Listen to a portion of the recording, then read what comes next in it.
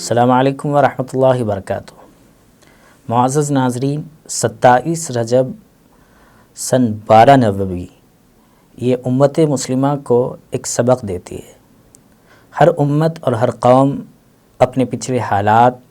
اور وہ بھی مستند حالات سے سبق لیتے ہیں۔ ہمارے یہاں بھی 27 رجب کو ہر بندہ مسجد میں نماز کے بعد میں اس ارادے سے بیٹھتا ہے کہ کوئی عالم دین، کوئی واعظ واقع معراج سے متعلق بات کرے اور ہمیں پیغام دے۔ بہت سارے جگہوں پر پیغام دیا جاتا ہے، لیکن لینے والے جو لوگ ہیں شاید ان کی تعداد بالکل بہت کم ہے، جیسے کہ آٹے میں نمک کے برابر۔ ہمیں سب سے پہلی بات یہ جاننی چاہیے کہ واقع معراج کس پس منظر میں پیش آیا۔ نبی کریم صلی اللہ علیہ وسلم کو 40 سال کی عمر میں نبوت سے سرفراز کیا گیا، یعنی آپ صلی اللہ علیہ وسلم نبی بنائے گئے، اور اس کے بعد آپ صلی اللہ علیہ وسلم نے مکے میں لوگوں کے دلوں پر محنت کرنا شروع کی، لوگوں کے دلوں کو دستک دینا شروع کی کہ وہ اسلام کو مانیں، اللہ کو پہچانیں، اپنی اس دنیا میں آنے اور اس زندگی کا مقصد جانیں۔ لیکن جن لوگوں نے ان باتوں کو توجہ سے سنا اور سنجیدہ انداز میں لیا، ان لوگوں نے اسلام قبول کیا، اور جن لوگوں نے اس کو صحیح طور پر نہیں لیا یا اس پر توجہ نہیں دی، وہ اسلام سے محروم رہ گئے۔ اس موقع پر جب آپ صلی اللہ علیہ وسلم دین کی دعوت پیش کر رہے تھے تو لوگوں نے مختلف انداز میں آپ صلی اللہ علیہ وسلم کو ستایا، لیکن ستانے میں ہمت اس بات کی نہیں ہوتی تھی کہ کوئی بڑا نقصان آپ صلی اللہ علیہ وسلم کو پہنچائیں۔ ارادہ تو کیا کرتے تھے کہ آپ صلی اللہ علیہ وسلم کی جان لے لیں، نعوذ باللہ من ذالک، لیکن ہمت نہیں ہوتی تھی۔ ہمت نہ ہونے کی دو وجوہات تھیں، وہ دو سہارے تھے اسبابی اعتبار سے۔ ایک سہارا آپ صلی اللہ علیہ وسلم کے چچا حضرت ابو طالب تھے، اور دوسرا سہارا آپ صلی اللہ علیہ وسلم کی زوجہ محترمہ حضرت خدیجہ رضی اللہ تعالی عنہا تھیں،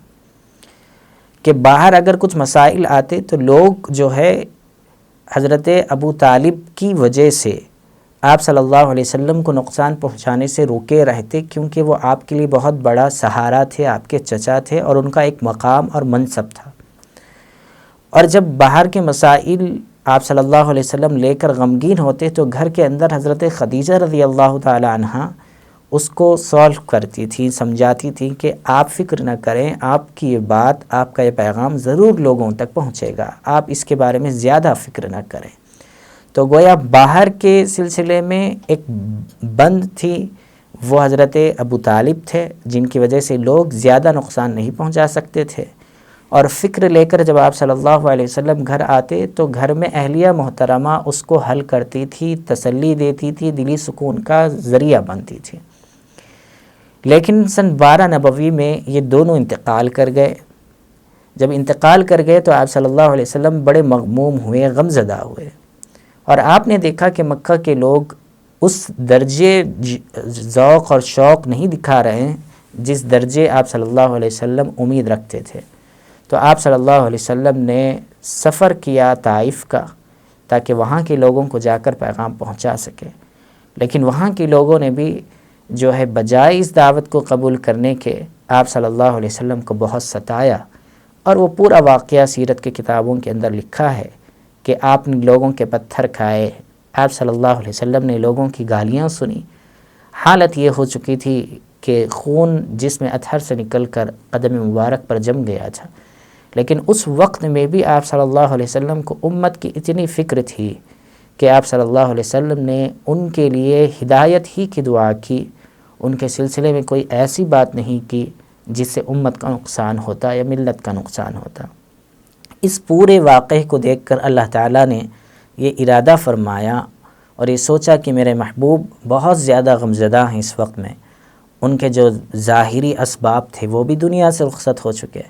تو انہیں تسلی دینی چاہیے۔ اس تسلی کو دینے کے لیے اللہ تعالیٰ نے نبی کریم صلی اللہ علیہ وسلم کے لیے معراج کا واقعہ رکھا۔ معراج یعنی آپ صلی اللہ علیہ وسلم کو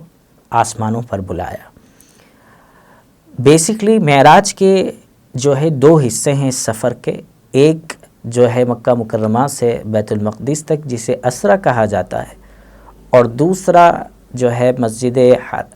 بیت المقدس سے آسمانوں تک کا جو سفر ہے اس کو معراج کہا جاتا ہے۔ ہمیں دونوں جگہ پر بھی کچھ ایسے واقعات ملتے ہیں جس سے ہمیں سبق لینا چاہیے، اور صحیح امت مسلمہ وہی ہو سکتی ہے جو ان واقعات سے سبق لے کر اپنی زندگیوں کو ٹٹولے کہ ہم نے اس سے کیا سبق لیا ہے۔ سب سے پہلا سبق جسے ہم سب کو توجہ سے سننا چاہیے اور غور کرنا چاہیے وہ یہ تھا کہ آپ صلی اللہ علیہ وسلم براق ہی کے ذریعے مکہ مکرمہ سے بیت المقدس گئے تھے،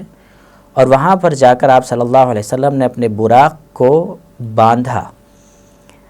اور باندھنے کے بعد اب یہاں پر غور کرنے کی بات یہ ہے کہ جو براق آپ صلی اللہ علیہ وسلم کو آسمانوں تک لے جانے کے لیے آیا تھا، تو اگر اس کو خالی بھی چھوڑ دیا جاتا، اس کو کہیں نہیں باندھا جاتا، تب بھی وہ وہیں پر رہتا، لیکن آپ صلی اللہ علیہ وسلم نے اسی کسی جگہ پر باندھا۔ علماء لکھتے ہیں اس بات سے کہ آپ صلی اللہ علیہ وسلم نے اس کے ذریعے سے امت کو یہ سبق دیا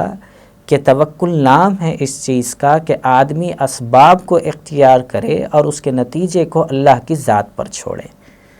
تو یہاں اس واقعے سے سبق ملتا ہے کہ آپ صلی اللہ علیہ وسلم نے اس براق کو باندھا، پھر آپ صلی اللہ علیہ وسلم اپنے کاموں میں لگے رہے۔ ایک دوسری روایت ہے جس میں ایک صحابی نے آپ صلی اللہ علیہ وسلم سے پوچھا کہ اللہ کے رسول، میں اونٹ کو باندھ کر توکل کروں یا کھلا رکھ کر توکل کروں؟ آپ صلی اللہ علیہ وسلم نے فرمایا کہ پہلے اسے باندھو اور پھر توکل کرو۔ اس سے اس وقت کے حالات کو اگر ہم کمپیئر کر کے دیکھیں تو بات کھلے اور صاف اور واضح انداز میں سمجھ میں آتی ہے کہ آج کے زمانے میں کچھ تو وہ لوگ ہیں جو توکل کا غلط مفہوم اپنے اندر جو ہے رکھے ہوئے ہیں اور اس کو غلط انداز میں سمجھتے ہیں۔ وہ یہ سمجھتے ہیں کہ کام کرے بغیر ہی اللہ تعالیٰ راستے بنا دیں گے۔ یہ توکل نہیں ہے، یہ توکل کے نام پر دھوکہ ہے۔ اصل میں آدمی کو پہلے کام کرنا چاہیے اور اس کے بعد اللہ کی ذات پر بھروسہ کرنا چاہیے، چونکہ دنیا ہے اور دنیا دارالاسباب ہے، اور اسباب کے اندر اسباب کو اختیار کر کے ہی اللہ پر بھروسہ کرنا، یہ اصل میں توکل ہے۔ اور کچھ لوگ وہ ہیں جو بالکل کمائی کے اندر اتنا زیادہ لگے ہوئے ہیں کہ وہ اسباب ہی کو سب کچھ سمجھ رہے ہیں، جبکہ حضور صلی اللہ علیہ وسلم نے توکل کی تعریف میں دو پیغام دیے، ایک اسباب کو اختیار کرنا، دوسرا اللہ پر بھروسہ کرنا۔ تو ہمارے معاشرے کے اندر دو طبقے ہیں، ایک وہ ہے جو اللہ ہی پر بھروسہ کر کے بیٹھے ہوئے ہیں، اسباب کو اختیار نہیں کرتے، اور دوسرے وہ ہیں جو اسباب ہی کو اختیار کرتے چلے جاتے ہیں، اللہ پر بھروسہ نہیں کرتے۔ یہ دونوں چیزیں غلط ہے۔ تو اس معراج کے واقعے سے جو ایک سبق ہمیں ملتا ہے وہ ہے صحیح طور پر توکل کسے کہتے ہیں اور اس توکل کو کیسے اختیار کرنا چاہیے۔ چلیے ہم آتے ہیں دوسرے سبق کی طرف۔ دوسرا سبق یہ ہے کہ اسی بیت المقدس کے اندر نبی کریم صلی اللہ علیہ وسلم اور دیگر انبیاء کرام علیہ السلام بھی موجود تھے، اور نماز کا وقت ہوا تھا۔ نماز کے لیے جو ہے ہر ایک دوسرے کو دیکھ رہے تھے کہ کون نماز کے لیے آگے بڑھیں گے، کون امامت کریں گے۔ کوئی آگے خود سے نہیں بڑھے، لیکن حضرت جبرائیل علیہ السلام نے آپ صلی اللہ علیہ وسلم سے فرمایا کہ آپ آگے بڑھیں، امامت کریں اور نماز پڑھائیں۔ اب یہاں پر دیکھنے کی بات یہ ہے کہ پورے انبیاء علیہ السلام وہاں پر موجود تھے اور نماز کا وقت ہوا تھا، لیکن کسی نے خود سے آگے بڑھ کر نماز پڑھانے کے سلسلے میں پہل نہیں کی، بلکہ انتظار کرتے رہے کہ کوئی دوسرا آگے بڑھ کر امامت کرے۔ پھر حضرت جبرائیل علیہ السلام کے کہنے پر آپ صلی اللہ علیہ وسلم نے امامت کی۔ اس سے امت کو یہ سبق ملتا ہے کہ کوئی بھی کام ہو ذمہ داری کا یا کسی جگہ پر، وہاں پر اپنے آپ کو زیادہ پیش نہ کریں کہ میں یہ کام کروں گا، میں اس قابل ہوں، بلکہ وہاں پر جو ہے خاموشی اختیار کریں۔ اگر وہ کام آپ کے ذمے کیا جائے تب ہم اس کو کرنے کے سلسلے میں دلچسپی دکھائیں۔ ہاں، بعض مواقع ایسے ضرور ہوتے ہیں جہاں پر ہمارا خود کا آگے بڑھ کر یہ کہنا ہوتا ہے کہ ہم یہ کام کر سکتے ہیں، ہمیں یہ دینا چاہیے، وہاں پر امت کا مفاد مطلوب ہو اور وہاں پر اخلاص مطلوب ہو تو یہ چیز اسلام میں بھی پسندیدہ ہے۔ لیکن آج کل کا عمومی معاشرہ جو چل رہا ہے وہ یہ ہے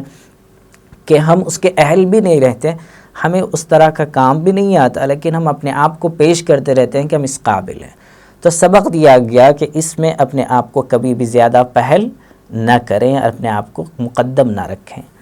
اس واقعے کے اندر ایک تیسرا سبق بھی ہے جو اس امت کو دیا گیا، اور وہ یہ ہے کہ نبی کریم صلی اللہ علیہ وسلم نے دیکھا جب آسمانوں پر آپ گئے اور آپ کو جنت اور جہنم کی سیر کرائی گئی تو آپ نے دیکھا کہ حضرت آدم علیہ السلام کو کہ وہ ایک طرف دیکھتے ہیں اپنی دائیں طرف تو خوش ہوتے ہیں اور بائیں طرف دیکھتے ہیں تو غمگین ہوتے ہیں۔ آپ صلی اللہ علیہ وسلم نے حضرت جبرائیل علیہ السلام سے پوچھا کہ کیا بات ہے کہ یہ ایسا اس طرف دائیں طرف دیکھ رہے ہیں تو خوش ہو رہے ہیں، بائیں طرف دیکھ رہے ہیں تو غمگین ہیں؟ تو انہوں نے فرمایا کہ دائیں طرف اصل میں امت کے وہ لوگ ہیں، یعنی آدم علیہ السلام کی اولاد میں سے وہ لوگ ہیں جو نیک ہیں، تو وہ ان کو دیکھتے ہیں تو خوش ہوتے ہیں چونکہ ان کا مقام جو ہے جنت ہے۔ اور بائیں طرف جب وہ دیکھتے ہیں تو ناراض ہوتے ہیں، غمگین ہوتے ہیں، اس لیے کہ اس میں وہ لوگ ہیں جو اللہ کی نافرمانی کر کر اپنا ٹھکانہ انہوں نے جہنم بنایا ہے۔ اس سے علماء نے بات لکھی ہے کہ جیسے حضرت آدم علیہ السلام پورے انسانوں کے والد ہیں، ان کو اپنے بچوں کے اچھے مقام کو دیکھ کر خوشی ہوئی اور ان کے غلط مقام کو یا ان کے اپنے کرتوتوں کی بنیاد پر جو جہنم میں انہیں ڈالا گیا اسے دیکھ کر غمگین ہوئے، ایسے ہی والدین کو چاہیے کہ اپنے بچوں کے سلسلے میں ان کے نیک کاموں پر خوش ہوں، حوصلہ افزائی کریں۔ بچے حلال کمائی کم ہی کیوں نہ کمائیں، اس پر والدین کو خوش ہونا چاہیے۔ ایسا نہ ہو کہ تم کیا کماتے ہو، تم تو روزانہ 500 لاتے ہو، دوسرے کا بچہ تو 5000 روزانہ کماتا ہے۔ تو یہاں پر دیکھنا چاہیے کہ ہمارا بچہ 500 اگر کما رہا ہے تو وہ حلال ہے، اور دوسروں کے لوگ غلط طریقے سے 5000 کما رہے ہیں تو وہ ناجائز ہے۔ تو 500 پر خوش رہنا چاہیے والدین کو، 5000 کی حرص اور لالچ میں نہیں پڑنا چاہیے، اس لیے کہ یہ امت آخرت میں ان کے لیے خسارے کی بات ہوگی۔ اور جہاں پر بچے غلط کاموں میں لگے ہوئے ہوں، اسلام کے احکامات کی خلاف ورزی کر رہے ہوں، والدین کو چاہیے کہ وہ اس پر تنبیہ کریں، انہیں سمجھائیں، انہیں سمجھانے کے طریقے سے سمجھا کر اس چیز سے ہٹانے کی کوشش کریں۔ یہ والدین کے لیے ایک سبق دیا گیا ہے اس واقعے کے اندر۔ تو گویا 3 واقعات ہوئے۔ چوتھا واقعہ کہ آپ صلی اللہ علیہ وسلم کو جب جہنم کے اندر کے نظارے بتائے گئے تو آپ صلی اللہ علیہ وسلم نے دیکھا کہ کوئی لوگ ہیں جو اپنے سینوں کو نوچ رہے ہیں، کوئی لوگ ہیں جو ہے انگارے ان کے پیٹ میں بھرے ہوئے ہیں، یعنی وہ تمام پہلو جس میں حسد کرنے والوں کے انجام کو بتایا گیا، غیبت کرنے والوں کے انجام کو بتایا گیا، اسی طریقے سے سود کھانے والوں کا نتیجہ بتایا گیا، زنا کرنے والوں کی حالت بتائی گئی۔ تو ان تمام چیزوں سے اپنے آپ کو روکنا چاہیے۔ یہ اس واقعے کا ایک پیغام ہے جو چوتھا پیغام ہے۔ 5واں بڑا اہم پیغام ہے جو اس واقعے کے ذریعے سے ہمیں ملتا ہے، وہ یہ ہے کہ اللہ تعالیٰ نے پورے احکام نبی کریم صلی اللہ علیہ وسلم کو دیے، اور وہ زمین پر دیے گئے حضرت جبرائیل علیہ السلام کے توسط سے قرآن شریف کی شکل میں، لیکن آپ صلی اللہ علیہ وسلم کو نماز والا تحفہ آسمانوں پر بلا کر دیا گیا۔ لیکن عجیب بات یہ ہے کہ یہی تحفہ آج امت کا 95% طبقہ لینے کے لیے تیار نہیں ہے۔ ایک مثال کے ذریعے سے ہم اس بات کو سمجھتے ہیں۔ ہمیں بہت سارے لوگ ہیں جن کے رشتہ دار ہیں اور وہ لوگ حج یا عمرہ کر کے آتے ہیں، تو ایسی صورت میں وہ وہاں کے تبرکات لاتے ہیں، جس سے تبرکات حرمین کہا جاتا ہے، کھجور ہے، زمزم ہے، یا پھر وہاں کی اور کوئی چیز۔ تو جب لاتے ہیں تو ہر ایک کو وہ بطور تحفہ تھوڑی تھوڑی مقدار میں دیتے ہیں۔ تو ہم میں سے ہر بندہ چاہتا ہے وہ کھجور کھائیں، ہم میں سے ہر شخص چاہتا ہے کہ وہ پانی پئیں، اور جو ہے بڑے ادب سے، بڑے احترام سے اس پانی کو پیتے ہیں۔ کیوں؟ اس لیے کہ اس کو نسبت ہے نبی کریم صلی اللہ علیہ وسلم کی سرزمین سے، اسے نسبت ہے نبی کریم صلی اللہ علیہ وسلم کے بتائے ہوئے احکامات کے اعتبار سے کعبۃ اللہ سے۔ تو ان دونوں جگہ کی نسبت کی بنیاد پر ہم اس چیز کو استعمال کر رہے ہیں اور اس کا اتنا احترام کر رہے ہیں، تو ہمیں جاننا چاہیے کہ یہ جو تحفہ جو آسمانوں پر بلا کر دیا گیا، اس کی نسبت تو اور اونچی ہے۔ ہمیں اسے کیسے لینا چاہیے تھا اور ہم نے اس کو کیسے لیا ہے، یہ غور کرنے کی بات ہے۔ نمازوں کی پابندی ہماری زندگیوں کے اندر نہیں ہے، جبکہ اس واقعے کے ذریعے سے یہی پیغام دیا گیا، اس امت کے اندر اس چیز کو آنا چاہیے۔ اور اس واقعے کے ذریعے سے 6واں پیغام ہے جو بڑا اہم ہے اور آج کے زمانے میں تو بہت زیادہ اہم ہے، کہ جب آپ صلی اللہ علیہ وسلم سفر معراج سے واپس آنے کے بعد جب لوگوں کے سامنے آپ صلی اللہ علیہ وسلم نے بتایا کہ مجھے جنت اور جہنم کا نظارہ کروایا گیا، اب مجھے آسمانوں پر لے جایا گیا، یہ تمام باتیں، تو کچھ لوگ وہ تھے جو ہنسنے لگے، جن کا کام ہی تھا ہنسنا اور آپ صلی اللہ علیہ وسلم کا مذاق اڑانا، نعوذ باللہ من ذالک۔ تو ان لوگوں نے یہ باتیں لوگوں کے درمیان میں پھیلائیں کہ وہ دیکھیے کہ محمد صلی اللہ علیہ وسلم اس طرح کی باتیں کر رہے ہیں، آخر وہ جو ہے صحیح حالت میں ہے یا نہیں ہے، ان کا ذہن اور ان کا دماغ ٹھکانے پر ہے یا نہیں ہے، نعوذ باللہ من ذالک۔ اس طرح کی باتیں انہوں نے کی، اور کہتے کہتے وہ حضرت ابو بکر صدیق رضی اللہ تعالیٰ عنہ کے پاس آئے اور ان کے سامنے پوری واقعہ بیان کیا اور باتیں بیان کی کہ آپ کے دوستوں یہ باتیں کہتے ہیں۔ حضرت ابو بکر صدیق رضی اللہ تعالیٰ عنہ نے کہا کہ یہ سب باتیں حضور صلی اللہ علیہ وسلم نے بتائی ہیں؟ تو لوگوں نے کہا کہ ہاں۔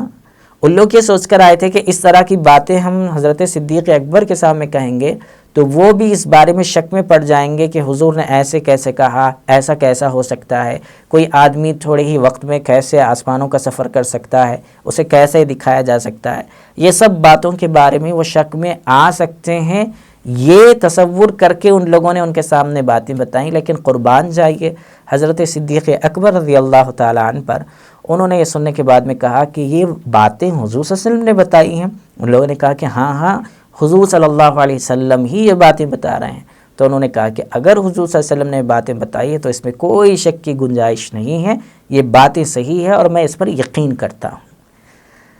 کیا سبق اس سے ملتا ہے؟ اس سے سبق ہمیں یہ ملتا ہے کہ قرآن نے جن باتوں کو کہا ہے، قرآن کے اندر جو احکامات آئے ہیں، نبی کریم صلی اللہ علیہ وسلم نے جو باتیں احادیث کے ذریعے سے امت کو دیے ہیں،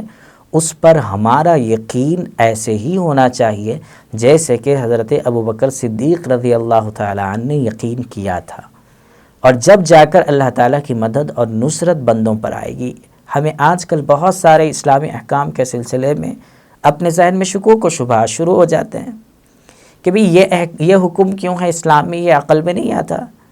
یہ مسئلہ کیوں ہے، یہ ہمیں سمجھ میں نہیں آتا،